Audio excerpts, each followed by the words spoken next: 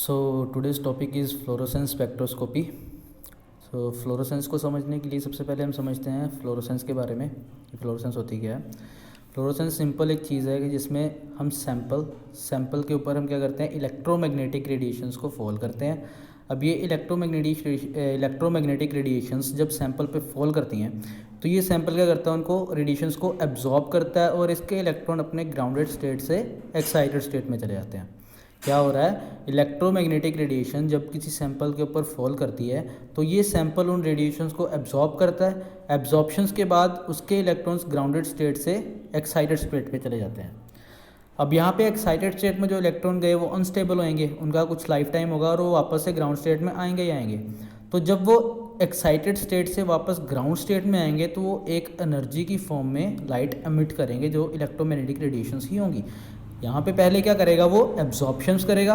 Absorption के बाद वो इलेक्ट्रॉन्स को एक्साइट करेगा। जब इलेक्ट्रॉन वापस से ग्राउंड स्टेट में आएंगे तो वो एनर्जी एमिट करेंगे। तो ये जो एमिशन ऑफ एनर्जी है इसकी स्टडी है, इसको हम बोलते हैं फ्लोरोसेंस स्पेक्ट्रोस्कोपी। अब ये जो एमिशन है ये हो सकता है विजिबल हो सकता है इनविजिबल हो, मतलब हमें विजिबल लाइट के रूप में भी ये मिल सकती है और इनविजिबल लाइट के रूप में भी मिल सकती है। सो बेसिकली होगा क्या फ्लोरोसेंस के केस में कि जब ग्राउंड स्टेट में कोई सैंपल है, सैंपल जब इलेक्ट्रोमैग्नेटिक रेडिएशंस को एब्जॉर्ब करेगा तो अपनी ग्राउंड स्टेट में कोई इलेक्ट्रॉन है, मान लो सिंगलेट ग्राउंड स्टेट S0, ठीक है, उसकी ग्राउंडेड स्टेट है S0 जो कि सिंगलेट में है। अब ये इलेक्ट्रॉन क्या करेगा, एक्साइट हो गया, अपने एक्साइटेड स्टेट में जाएगा S1 जो कि सिंगलेट एक्साइटेड स्टेट है। तो मतलब फ्लोरोसेंस जो काम करती है हमारी सिंगलेट एक्साइटेड स्टेट पे काम करती है, वो ट्रिपलेट पे काम नहीं करती। जब ट्रिपलेट टू सिंगलेट आएगा तो वो हमारा फोस्फोरेसेंस जो रहता है वो अलग फिनोमिना। सो हम क्या स्टडी कर रहे हैं, फ्लोरोसेंस के बारे में स्टडी कर रहे हैं। तो फ्लोरोसेंस जो एमिशन है वो किस एक्साइटेड स्टेट और ग्राउंड स्टेट में होती है, सिंगलेट। मतलब सिंगलेट ग्राउंड स्टेट से सिंगलेट एक्साइटेड स्टेट में एब्जॉर्प्शन के बाद इलेक्ट्रॉन जाएगा, फिर वहाँ से इलेक्ट्रॉन वापस से अपनी ग्राउंड स्टेट में आके एमिशन स्पेक्ट्रा देगा। तो जो ये एमिशन स्पेक्ट्रम बनेगा इसकी जब हम स्टडी करेंगे स्पेक्ट्रोस्कोपी में तो उसको हम बोलेंगे स्पेक्ट्रोस्कोपिक कैमरा। ऑलराइट, सो उसके बाद समझते हैं स्पेक्ट्रोस्कोपी क्या होती है। स्पेक्ट्रोस्कोपी में क्या होता है, मैटर है, मैटर के ऊपर कोई इलेक्ट्रोमैग्नेटिक रेडिएशन हम फॉल कर रहे हैं। अब ये मैटर क्या करेगा, पहले तो उसको एब्जॉर्ब करेगा, एब्जॉर्ब करने के बाद अमिट करेगा, अमिट करने के बाद वो अमिट के साथ साथ वो उनको ट्रांसमिट भी कर सकता है ना, कुछ भी कर सकता है, या फिर इन तीनों फिनोमिना से अदर देन कुछ और चेंजेस भी उसके अंदर आ सकते हैं। डिपेंड करेगा कि कौन सी इलेक्ट्रोमैग्नेटिक रेडिएशन हमने मैटर को प्रोवाइड करवाई है, ठीक है। सो मतलब फ्लोरोसेंस स्पेक्ट्रोस्कोपी क्या है हमारे पास कि जब कोई इलेक्ट्रोमैग्नेटिक रेडिएशन हम किसी मैटर के ऊपर फॉल करते हैं तो वो मैटर पहले तो हमें एब्जॉर्प्शन देता है कि वो मैटर उस रेडिएशन को एब्जॉर्ब करेगा। एब्जॉर्प्शन के बाद वो क्या करेगा, उस रेडिएशन को एमिट करेगा।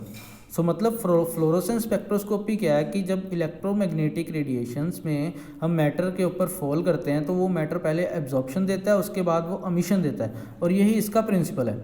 सो फ्लोरोसेंस स्पेक्ट्रोस्कोपी का प्रिंसिपल क्या है कि जब मैटर के ऊपर इलेक्ट्रोमैग्नेटिक वेव्स हम फॉल करते हैं तो उसके अंदर पहले तो एब्जॉर्प्शंस होती हैं, एब्जॉर्प्शन के बाद उसके अंदर एमिशन होती हैं, और इसी पे ये काम करता है। फिर जो एमिशन लाइट होती है उसका हम स्पेक्ट्रम तैयार करते हैं, उसको हम फ्लोरोसेंस स्पेक्ट्रोमीटर बोल सकते हैं, स्पेक्ट्रोस्कोपी बोल सकते हैं, ठीक है।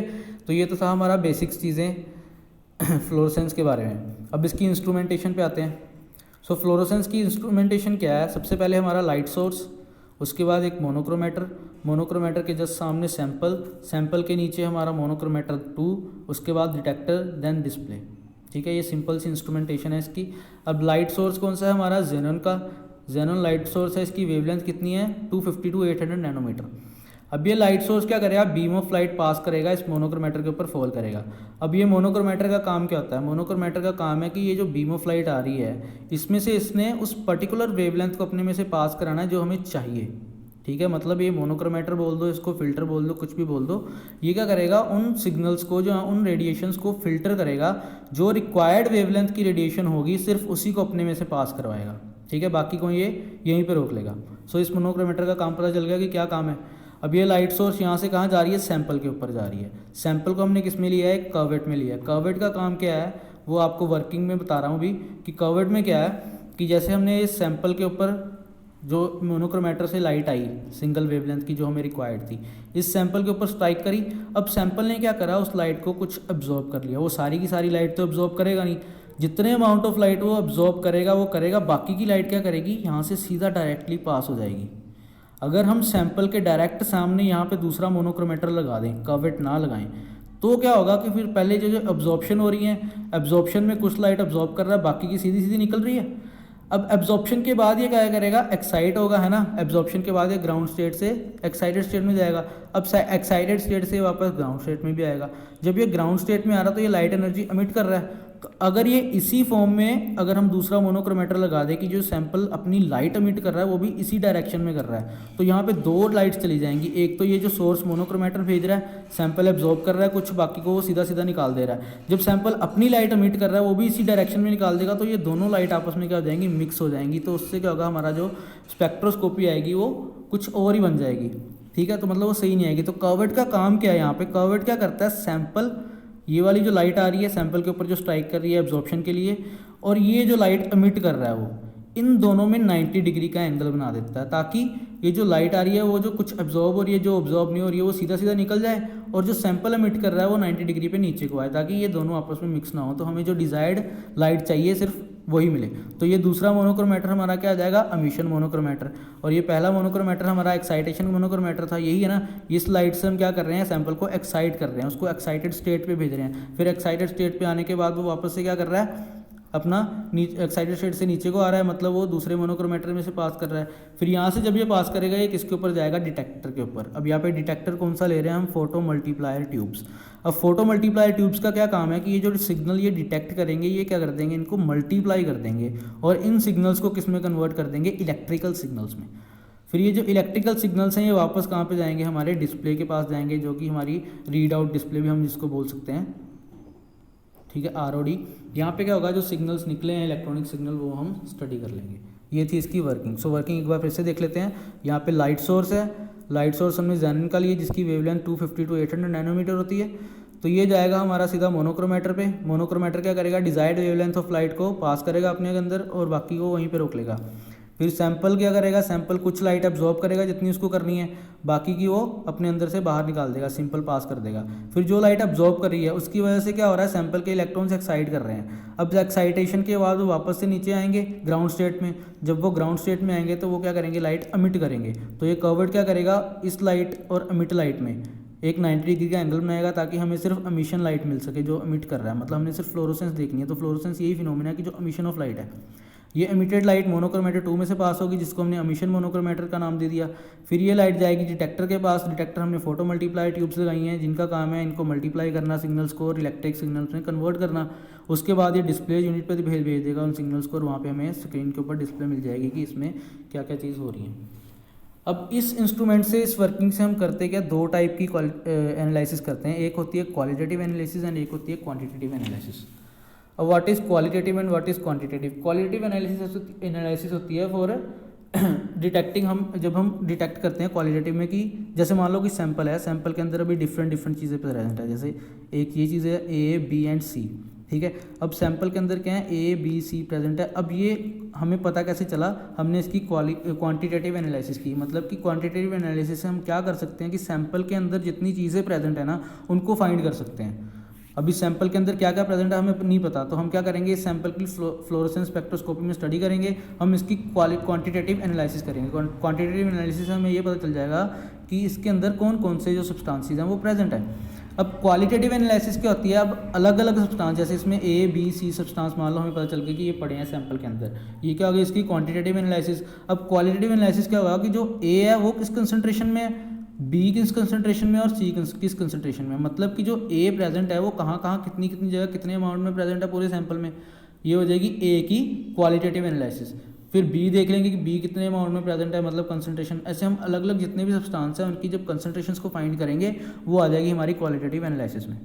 ठीक है, सो बेसिकली फ्लोरेसेंस है क्या, फ्लोरेसेंस एक ऐसा फिनोमिना है, एक ऐसी स्पेक्ट्रोस्कोपी है जिसमें जब सैंपल को हम इलेक्ट्रोमैग्नेटिक वेव्स को फॉल करते हैं उसके ऊपर, तो वो कुछ लाइट एब्जॉर्ब करता है। एब्जॉर्प्शंस के बाद क्या करता है, वो उन लाइट को अपने इलेक्ट्रॉन्स को एक्साइटेड स्टेट पे भेज देता है। अब एक्साइटेड स्टेट पे वो अनस्टेबल होते हैं, जिसकी वजह से उनको वापस ग्राउंड स्टेट पे आना ही आना है। जब वो ग्राउंड स्टेट में आते हैं तो वो अपने अंदर जो लाइट उन्होंने अब्जॉर्ब करी है उसका कुछ अमाउंट वो अमिट कर देते हैं।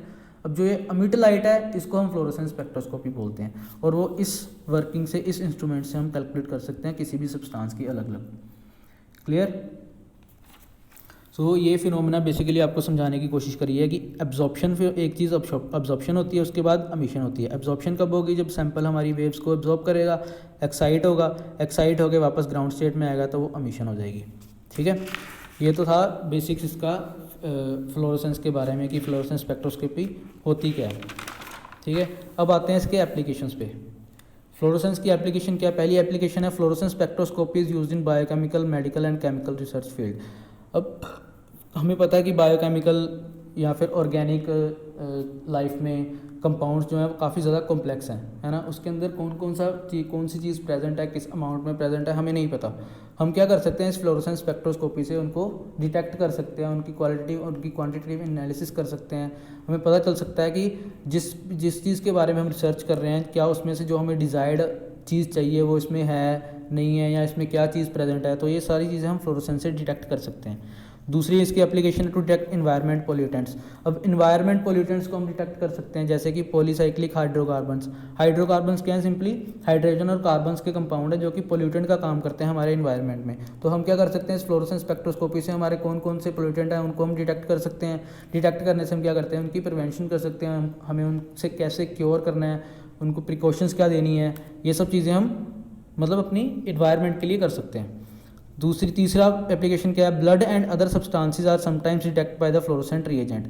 अब ब्लड और अदर सब्सटेंसेस जो है हमारे बॉडी के अंदर या किसी भी लिविंग थिंग के अंदर, वो हम कैसे डिटेक्ट कर सकते हैं? By fluorescent reagents. Fluorescent reagent मतलब कि जो चीज़ लाइट एमिट करती हो, जिसके अंदर से लाइट निकलती हो। ठीक है, जैसे जेनोन लैंप है ना, जेनोन में आपने देखा है एक रेडियंट टाइप होता है, उसके अंदर से लाइट निकलती है, एमिट करती है, वो फ्लोरोसेंट है। फ्लोरोसेंट रिएजेंट को हम यूज़ करते हैं। इससे क्या हो सकता है? हम किसी पर्टिकुलर सब्सटेंस की लोकेशन फाइंड कर सकते हैं जो कि पहले हमें ना पता हो। जैसे कोई सब्सटेंस है, पहले कहाँ पड़ा था, हमें उसकी लोकेशन नहीं पता, वो इस टाइम पहले मान लो यहाँ पे पड़ा था, हमें नहीं पता कि यहाँ पे है, अभी उसकी लोकेशन यहाँ पे है, तो हम फाइंड कर सकते हैं कि ये पहले कहाँ पे था। ठीक है, मतलब इस तरीके से ये फ्लोरोसेंस हमारी हेल्प करती है। There are also been a report of its use in differentiating skin tumour. अब ये इसकी सबसे इंपॉर्टेंट एप्लीकेशन है मेडिसिन लाइन में, कि जो स्किन ट्यूमर है हमारे, जो कुछ ऐसी टेक्नोलॉजीज़ हैं या ऐसी मशीन्स अभी नहीं बनी हैं कि जिनसे हम स्किन की डिजीज़ जो है मतलब इजीली फाइंड कर सके। तो ये फ्लोरोसेंस स्पेक्ट्रोस्कोपी जो है हमारे इजीली फाइंड कर देती है कि स्किन ट्यूमर है कि नहीं है। मतलब कि जो स्किन ट्यूमर हमारी स्किन रिलेटेड डिजीज़ हैं उनको डिटेक्ट करने में काम आता है। लास्ट एप्लीकेशन है widely use method of quantitative analysis in the chemical and biological science.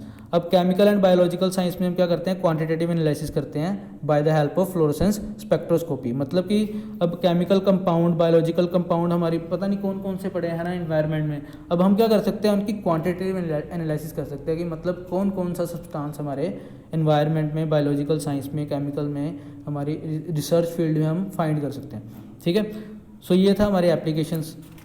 सो इसका थोड़ा सा एक रिकैप कर लेते हैं छोटा सा, हमारा फ्लोरोसेंस के बारे में है क्या था। फ्लोरोसेंस एक ऐसा फिनोमेना है जब सैंपल इलेक्ट्रोमैग्नेटिक रेडिएशंस को एब्जॉर्ब करता है। एब्जॉर्प्शन के बाद उसके इलेक्ट्रॉन ग्राउंड स्टेट से एक्साइटेड स्टेट में जाते हैं। कौन सी ground state? Singlet ground state से सिंगलेट एक्साइटेड स्टेट में जाते हैं। फिर वो सिंगलेट एक्साइटेड स्टेट से वापस सिंगलेट ग्राउंड स्टेट में आते हैं, तो वो एनर्जी के रूप में लाइट को एमिट करते हैं। जो एमिशन स्पेक्ट्रम है इसको हम फ्लोरोसेंस स्पेक्ट्रोस्कोपी का नाम देते हैं। ठीक है, तो मतलब फ्लोरोसेंस स्पेक्ट्रोस्कोपी है क्या? जब मैटर एब्जॉर्प्शन और एमिशन दोनों स्पेक्ट्रम दे उसको हम बोलते हैं फ्लोरोसेंस स्पेक्ट्रोस्कोपी, और यही इसका प्रिंसिपल है। आगे इसकी इंस्ट्रूमेंटेशन है। लाइट सोर्स से जेनोन जो लाइट सोर्स करेगा, लाइट फॉल करेगा, हमारे मोनोक्रोमेटर में से पास करेगा। Monochromator desired wavelength of light को पास करके सैंपल के ऊपर स्ट्राइक करेगा। सैंपल हमारा जो है वो लाइट को एब्जॉर्ब करेगा। एब्जॉर्प्शन के बाद एक्साइटेशन होगी, एक्साइटेशन के बाद वापस से ग्राउंड स्टेट में आएगा, लाइट एमिट करेगा, फिर वो मोनोक्रोमेटर 2 डिटेक्ट कर लेगा, डिटेक्टर के पास जाएगी। डिटेक्टर क्या करेगा? उनको मल्टीप्लाई करेगा, एम्पलीफाई करेगा, उन सिग्नल्स को इलेक्ट्रिक सिग्नल्स में कन्वर्ट करेगा और हमारे डिस्प्ले यूनिट पे दिखा देगा। और इससे हम कौन कौन सी एनालिसिस कर सकते हैं? Qualitative and quantitative. Qualitative analysis हम करते हैं डिफरेंट सब्सटेंस के लिए, एंड क्वांटिटेटिव एनालिसिस करते हैं हम एक पर्टिकुलर सब्सटेंस की कंसंट्रेशन जानने के लिए। क्लियर? ये थी हमारी फ्लोरोसेंस स्पेक्ट्रोस्कोपी। आई होप आपको समझ आया होगा। So that's all.